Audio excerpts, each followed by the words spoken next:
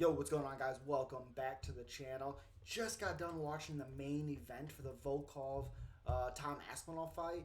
Whew, we will get to that one, but first we're going to start with Muhammad Makiev, that might be what it is, versus Cody Durden. I thought Cody Durden's movement and his elusive style was going to create a lot of problems for Muhammad. It wasn't really necessary because when Cody Durden stopped moving, 58 seconds into it, or 47 or whatever it was, Makiev throws this freaking flying knee, drops Durden, jumps on a guillotine, and finishes the fight. 58 seconds. We may have a star with Muhammad Makiev. Holy moly! It was awesome. It was fun to see. Congratulations to Muhammad Makiev. Then we move on to Elise Reed versus Corey Mckenna. I thought Corey McKenna won the fight. I thought she won the first round. I thought she won the third round. Elise Reed had good moments. That right hand was like a piston all fight. But I didn't think she did enough overall in the fight to win the split decision. Corey McKenna falls to 6-2, and Elise Reed is 5-1. So I guess good win for Reed. Reed looked better than she did against Eubanks, but she also got finished in that fight. Wasn't very eventful in that fight anyways. Then we move on to Jack Shore versus Timur Valiev. Timur Valiev, I think everybody had to think Timur Valiev was going to be a huge task for Jack Shore. What I mean by that is, you got to think Timur Valiev, he's game always. We've seen him be finished by Trevin Jones, but also we also seen him in that first round look really good. And Trevin Jones just has mad power in those hands. Again, Trevin Jones doesn't have that victory on his it's a no contest because he failed a drug test for marijuana, whatever, stupid, on taking that win away from him. An unbelievably big win. But I will say, this is like the third fight in a row that we've seen Timur Valiev hurt really bad. He was dropped once early in the third round, I believe, and then he was dropped again, almost face planting, and heart of an absolute champion in that. But Jack Shore is unbelievable. He is so good. Technically, did get hit a little bit, but Timur Valiev just kind of makes that happen. He's so wild and swings crazy and just weird. You can't be great. It's hard to look perfect against Timur Valiev. But that third round is about as perfect as you really could ask for, besides a finish.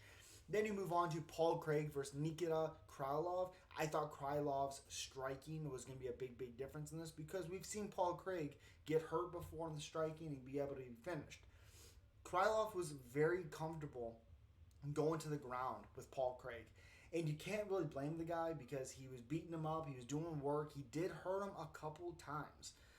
Unfortunately, there was one time earlier in the round, I was live for this also, there was one time earlier in the round where Kraulov overswung the ground and pound on Paul Craig. And I was like, you got to be careful. I think I was even saying it before it happened, that do not overswing. Pick your shots and hit him, because he was hurting him. Well, he overswung on one, I think on a right, and Paul Craig grabbed it, threw up a triangle, and that was absolutely it. So again, I don't know why he was trying to do that. I'm not for sure. I'm pretty sure it's the same way he finished Ankalaev, which we know Ankalaev's a monster. So I don't know. Pick your shots better. Don't get that excited. Come on. And then we move on to Sergey Pavlovich. They said that was like 5 in a row for Paul Craig. Wow. Then we move to Sergey Pavlovich versus Shamil Abdurakhimov, whatever the hell that freaking last name is. I believe that's 3 in a row for Shamil. Where the heck is my mouse? Let's see. I'm pretty sure that's... it's not going to tell me. That sucks.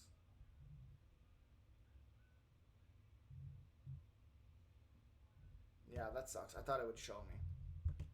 what his thing was. Either way, it doesn't really matter. He's lost a couple in a row. I can't imagine UFC keeping him. Besides that, he's a heavyweight. Sergey Povlich looked good. Striking looked good. He's very creative with his striking, but he has stupid power. So this was a good opponent to do because he's also coming off of being knocked out against Chris Daukaus. And I thought there was another one, and then I think he lost against Chris Weidman maybe, and Dos Santos. So, he's been finished a couple of times now, but I think that's 3 losses in a row that he's lost, obviously.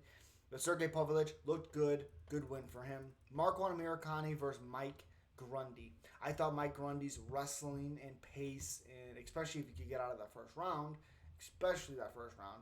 he would have much, much more success.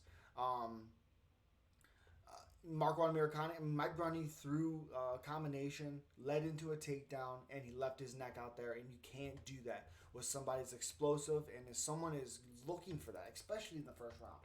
That's the worst time to do it. Put him to sleep, and it sucked to see, but 57 seconds in the first round, great win for Markuana Miracani. He's going to get that confidence back, and he'll be back. And then, oh my God, Eli, what is that? Laya? Tapora, whatever it is. Tapora versus Jai Herbert.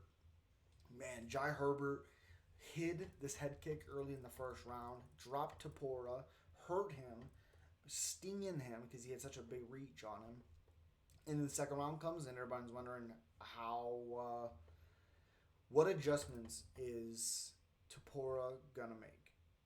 There's a reason why, even because he started the fight a minus 600 favorite, and at the end of the first round, he was still a favorite. There's a reason why.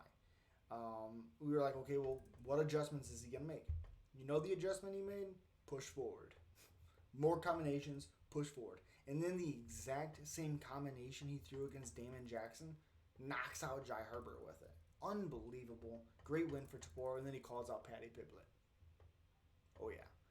Big fun fight right there. Molly McCain versus Luanna Carolina. I thought Carolina was going to be a much more sharp than she was.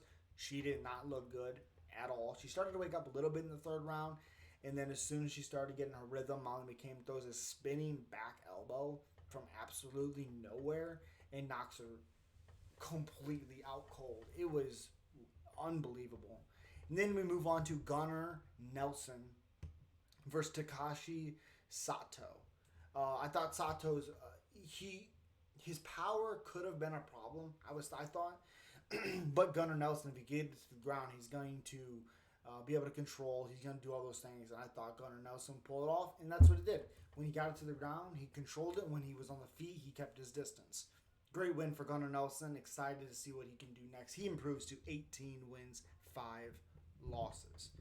Paddy Pimblett versus Rodrigo Vargas. Vargas came out right away looking for that big finish, pushing the pressure.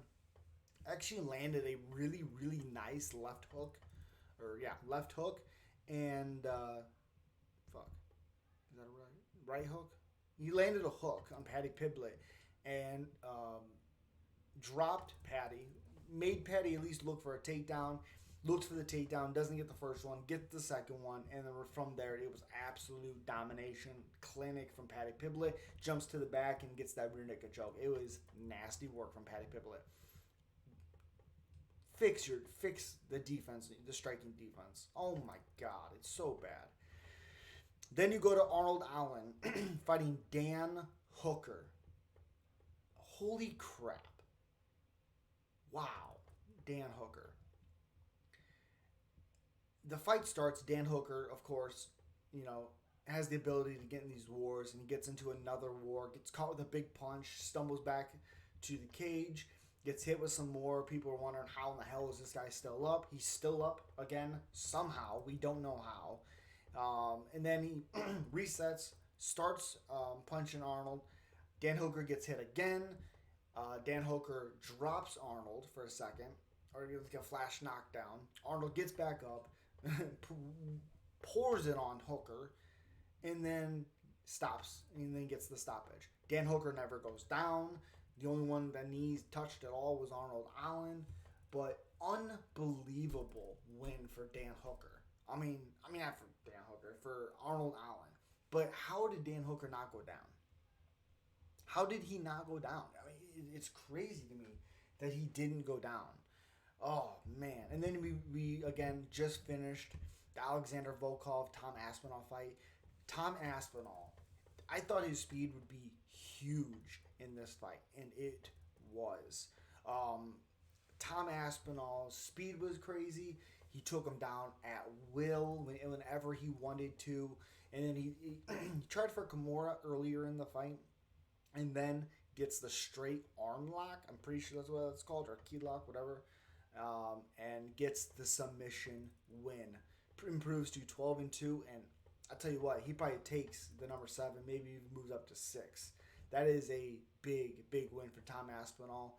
Alexander Volkov, they were talking about how he thought if he could get Tom Aspinall into deep water, they don't know how he would respond to that. And yeah, I do agree with that.